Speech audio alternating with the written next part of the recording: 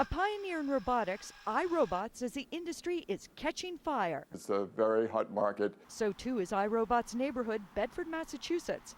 8 years ago, you couldn't find another robotics company for 150 miles. Today, executive Russ Campanello says it's a different story. From here, this location, you could probably touch about 100 companies that are doing some form of robotics. The change reflecting a trend seen by Boston Consulting Group. It estimates robotics spending will hit $65 billion by 2025, up from an estimated $27 billion this year. Companies spending more as robots become easier to program and easier to afford. 10 years ago, they cost $250,000. Now some go for as little as $25,000. It's an expense Boston Consulting's Hal Sirkin says can lead to big savings for manufacturers who buy into the next 10 years of the robotic revolution.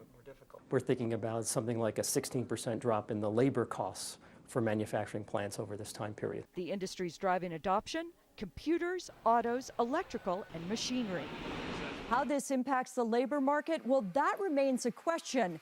It's expected that some manufacturers may bring work back from overseas if they find mixing robots and humans lowers costs enough. And then, of course, the industry is hiring too.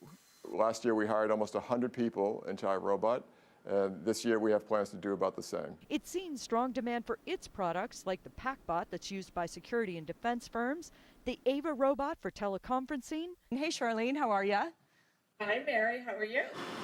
And the Roomba vacuum.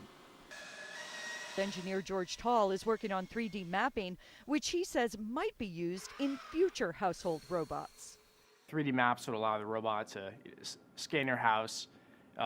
If you tell it to go find your keys, it could search through that map, find your keys, go and grab the keys and give them to you. Like George Tall, iRobot intern Eric Peterson became interested in robotics playing with Legos as a kid. Now a high school senior, he sees a future in defense. I can see really where robotics can come into play in the military. All this as robots start playing a bigger role in the global workforce. From Bedford, Massachusetts, I'm Mary Thompson for Nightly Business Report.